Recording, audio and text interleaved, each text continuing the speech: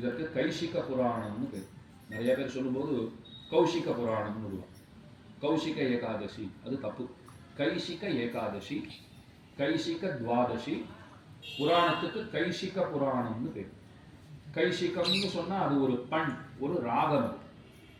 திருக்குறுங்குடிங்கிற க்ஷேத்திரம், மகேந்திர பர்வதம்னு பக்கத்துல ரொம்ப பெரிய மலை இருக்குங்க. அந்த மலைக்கு மேல இருந்து தான் ஹனுமான் சீதையை தேடி புறப்பட்டார். அந்த திருக்குறுங்குடிங்கிற அந்த தென்கோடியில் இருக்கிற அந்த க்ஷேத்திரம் இருக்கிறது, அதற்கு வாமன க்ஷேத்திரம்னு பேர். அங்க அழகிய நம்பின்னு பெருமாள் சேவை சாதிக்கிறார். அந்த பெருமாளுக்கு ராமானுஜரே குருங்கிறது ஒரு தனிப்பட்ட ஏற்றம். அந்த க்ஷேத்திரத்துல ஒரு தாழ்த்தப்பட்ட சமூகத்தை சேர்ந்த ஒரு பக்தர், பக்தர்கள்ல தாழ்ந்தவர்கள் உயர்ந்தவர்கள் கிடையாது. பக்தி இருக்கிறவனெல்லாம் உயர்ந்தவர், பக்தி இல்லைன்னா தாழ்ந்தவர், அவ்வளவுதான். இருந்தாலும் புரியறதுக்காக அந்த கதை புரியணுங்கிறதுக்கு ஒரு விஷயம் சொல்றேன்.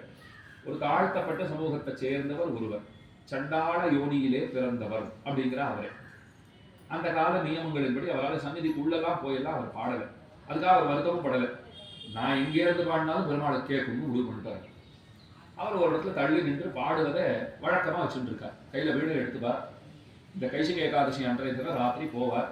அந்த துவாதசி வர வேலைக்குன்னு வச்சுக்கோங்க. அந்த ராத்திரியில போய் பகவானை எழுப்பி இந்த பண்ணை பாடி பெருமானை உகப்பிப்பது அவருடைய வேலை. இந்த தொடர்ச்சியா 10 வருஷமா பண்றாரு அவர்.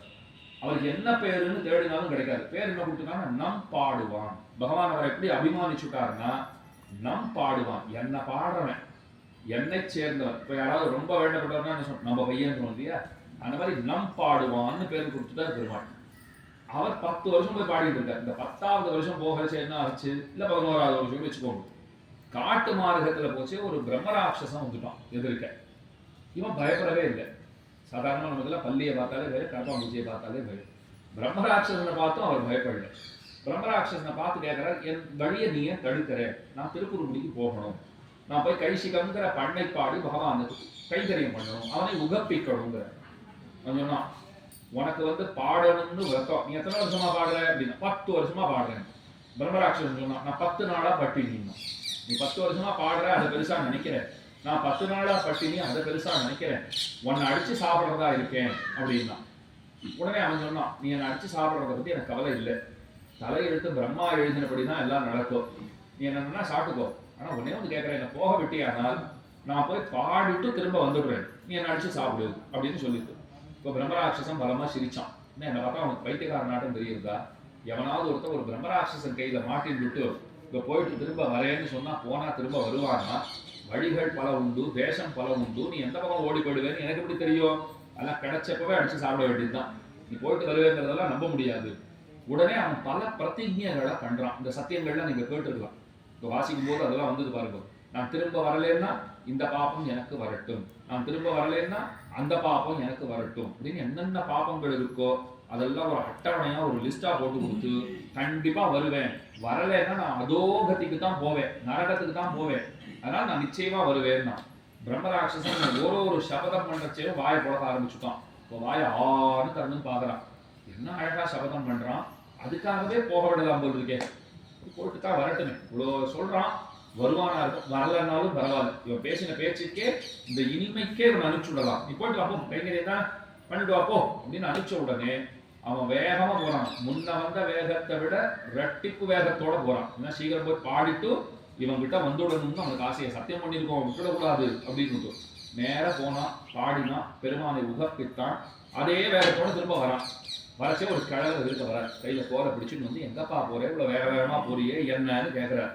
இந்த மாதிரி ஒருத்தனுக்கு சொல்லிட்டு வந்திருக்கேன், பிரம்மராட்சசனுக்கு சொல்லிட்டு வந்திருக்கேன், பசியோட இருக்கா பாவம், எப்படி இருக்கு பாருங்க. இவனை தான் அடிச்சே சாப்பிடணும், அவன் பசியோட இருக்கா பாவம், நான் போனா தான் அவனுக்கு ஆகாரம், அதுக்காக நான் போயிட்டு இருக்கேன். ஐயோ இந்த மாதிரி ஒரு பைத்தியக்காரர் இருப்பானாப்பா, ஏதோ தப்பிச்சது உன்னுடைய புண்ணியம், பெரியவர்கள் புண்ணியம்னு நினைச்சுக்கோ, நிறைய வழி இருக்கு, வேற வழியா போயிடு. இதே தான் அவனும் சொன்னான். நீ வேற வழியா போயிட்டியானா நான் என்ன பண்றதுன்னு அவனும் கேட்டான். உசுறு என்னைக்கு இருந்தாலும் போகத்தான் போகுது. அவன் சொன்ன வார்த்தை பாருங்க, இன்னைக்கு நான் காப்பாத்திட்டு விட்டேங்கிறதுக்காக நான் என்ன 1000 வருஷம் இருக்க போறேன்னா? இன்னைக்கு காப்பாத்திட்டேன்னு வேணும்னா சந்தோஷப்பட்டுக்கலாம். என்னைக்கு இருந்தாலும் உசுறு போகத்தான் போறது, அதை பத்தி நான் கவலைப்பட போறது இல்லை. என்றைக்கும் நீடித்து நிலைத்திருப்பது சத்தியம் ஒன்றுதான், உண்மை ஒண்ணுதான் என்னாலும் நிற்கும். அந்த உண்மையை கொண்டுட்டு போக போற உயிரை காப்பாத்திக்கிறதுல எனக்கு ஆர்வம் இல்லை. போற உயிரை நாளைக்கு போனா என்ன, இன்னைக்கு போனா என்ன, நான் போய்க்கிறேன் ஆனா உண்மை நிலைநாட்டப்பட வேண்டும் அப்படின்னு சொல்லிட்டு போகத்தான் போவேன் அப்படின்னு அவரை தள்ளிட்டு போயிட்டான். வந்த பெரியவர் யாருன்னா சாட்சாத்து வராக பெருமாளே வந்திருக்கார். அவரே வந்து இவரை பரிசோதனை பண்ணியிருக்கார். இவன் உள்ள தளவுல திடமா இருக்கானா? உங்களுக்கு புரியறதுக்கு சொல்றேன். ஏகாதசி நீங்க ஒண்ணுமே சாப்பிடக்கூடாதுன்னு ஒரு முடிவு எடுத்திருப்பீங்க. ஆனா பக்கத்துல வந்து ஒருத்தர் சொல்வார், அதில் கொஞ்சம் தண்ணி குடிச்சா ஒன்றும் தப்பு இல்லைன்னு ஆரம்பிப்பார். இவ்வளோ பெரியவராக இருக்கான்னு சொல்றார். தீர்த்தம் சாட்டா தப்பு இல்லைன்னு சொல்லியிருக்காரு. சரி உங்க பாட்டில் கொஞ்சம் கொடுங்கோ அப்படின்னு சொல்லிட்டு கொஞ்சம் தீர்த்தம் சாட்டிலே இருக்கிறச்சே இன்னொருத்தர் வருவார். அதெல்லாம் சாதம் தான் சாப்பிடக்கூடாதுன்னு சொல்லியிருக்கு. 2 தோசையோ 2 இட்லியோ சாப்பிட்டா ஒன்றும் தப்பு கிடையாது. கொஞ்சமா சாம்பாரை தொட்டுண்டு அதை சாப்பிடலாமே அப்படின்னா, இல்லை வேண்டாங்க நீ ஒன்றும் சாப்பிட வேண்டாம்னு பார்க்குறேன். அப்போ என்ன தெரியுமா சொல்லுவார், அதான் கொஞ்சம் தீர்த்தம் சாப்பிட்டீங்களோ இல்லையோ, அவரே தான் தீர்த்தத்தை கொடுத்து சாப்பிட சொன்னது. தீர்த்தம் சாப்பிட்டீங்களோ இல்லையோ, அப்பவே சாப்பிட்டாச்சுன்னா ஒன்றும் தப்பு கிடையாது, சாதம் தான் சாப்பிடக்கூடாதுன்னு சொல்லியிருக்கு. அதனால கொஞ்சம் உடம்பையும் பார்த்துக்கணும், இதை சாப்பிடுங்க. இப்போ நாம பாருங்க உறுதியாக தான் இருந்திருப்போம். ஆனா கலக்குவார் உண்டு. இங்கே கலக்குவாரும் உண்டு, கலங்குவாரும் உண்டு. நாம உறுதியா இருந்தாலும் அந்த உறுதியை குலைப்பதற்கு சில பேர் இருப்பா. நாம தான் ஜாகிரதையா நடந்துக்கணும். அதை போல பெருமாளே வந்து உறுதியை குலைச்சிருக்காரு. இவன் திரும்ப போறானா இல்ல, பெரியவரே நீங்க சொல்றது இப்பதான் நான் யோசிச்சு பார்த்தேன். நான் என்னத்துக்கு போய் அவன் கையால சாகிறது, அவனுக்கு உணவாகிறது, எனக்கு குடும்பம் குட்டி இல்லையா, நான் இந்த பக்கம் போறேன், நல்ல வேலை வந்து காப்பாத்தினேன்னு சொல்லியிருப்போமா மாட்டோமா? நம்மளா இருந்தா இன்னொன்று கூட பண்ணியிருப்போம். அந்த பெரியவரை கொண்டு போய் விட்டுருப்போம் பிரம்மராட்சசன் கிட்ட. உனக்கு சாப்பாடு தானே வேணும், என்னை விட்டுட்டு உனக்கு கொண்டு வந்திருக்க பாருண்டுவோம் இல்லையா? அவன் உடனே போய்த்தான் தீருவேன்னு போறான். திரும்ப அவனை பார்த்த உடனே பிரம்மராட்சசன் தன்னை கிள்ளி பார்த்துக்கிறாருன்னா உண்மையா நிஜமா? நீ திரும்பவுமா வந்திருக்க? நீ ஆமா வந்துட்டேன், நீ உன் இஷ்டப்படி அடிச்சு சாப்பிட்டு போங்கிறான். அவன் சொல்றான், உசுரை விட அந்த பாட்டை மதிக்கிறிய நீ, அதுல அப்படி என்ன இருக்குன்னு கேட்டான். ஐயோ அதை நான் எத்தனை வருஷமா பண்ணிட்டு இருக்கேன், பெரிய கைக்கறி அது இந்த வருஷம் நல்ல வேலை விட்டு போடுமோன்னு பயந்தேன், நீங்க அனுமதி கொடுத்ததுனால நான் போயிட்டு வந்துட்டேன், இப்ப என்ன நீங்க அடிச்சு சாப்பிடுங்க. அப்ப பிரம்மராட்சசன் யோசனை பண்றான், இவனுக்கு உசுரை விட அந்த பாட்டு தான் முக்கியம்னு சொன்னா, அந்த பாட்டினுடைய பலனை எனக்கு கொடுத்தால் என்னுடைய இந்த ராட்சச சரீரத்திலிருந்து நான் விடுபட்டு நற்கதி அடைவேன். உடனே கேட்கறான், உன்னை உசுரோட விட்டுடுறேன், நீ பாடிட்டு வந்து இல்லையோ, பாட்டோட பலனை எனக்கு கொடு அப்படிங்கிறான். இவன் சொல்றான், நீ மாத்தி மாத்தி பேசுற, நீ முதல்ல என்ன கேட்ட, அடிச்சு சாப்பிட்றது தானே சொன்னேன், சாப்பிட்டுக்கோன்னு நான் சொல்லிட்டேன் இல்லையோ, இப்ப புதுசா பாட்டோட பலன் தான் கேட்கறேன், அதெல்லாம் நான் தரமாட்டேன்றான். அவன் ப்ளீஸ் ப்ளீஸ் வந்து காலை பிடிச்சிக்க ஆரம்பிச்சுட்டான். பிரம்மராட்சசன் வந்து காலை பிடிச்சிட்டு இருக்கான், சரணாகதி பண்றான்.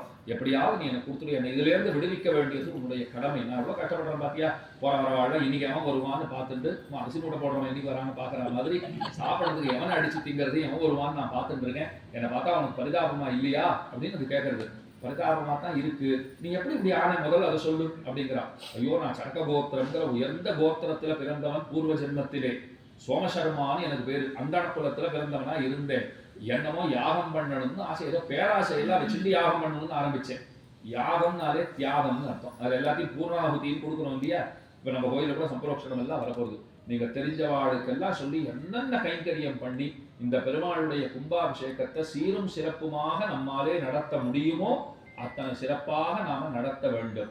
இந்த வருஷம் ஒரு சிறப்பு என்னன்னா, பாடினா பெருமானை அடையலாம்ங்கிறதான் முக்கியமா வரா பெருமாள் சொல்றார். அவர் யாருக்கு சொன்னார்? பூமி பிராட்டிக்கு சொன்னார். அந்த பூமி பிராட்டி ஆண்டாளா பிறந்து அதையே நமக்கு திருப்பாவூர் மூலமா சொன்னார். அந்த ஆண்டாள் சந்நிதியிலேயே இந்த கைசிக மகாத்மியம், கைசிக புராணம் இந்த வருடம் வாசிக்கப்பட்டதுங்கிறது ஒரு பெரிய பெருமை. ஆண்டாள் சந்நிதியில இருந்து பெருமாள் கேட்டு இருக்காருங்கிறது பெரிய பாக்கியம் இல்லையா? எப்பவும் அங்கதான் நடக்கும். இப்ப வேலை நடக்கிறதுனால இங்க நடக்கிறது. அதனால கும்பாபிஷேகம் நடக்கிறது இருக்கிறது. நிறைய நாம் எல்லாம் சேர்ந்து எல்லா விதமான உதவியும் செய்து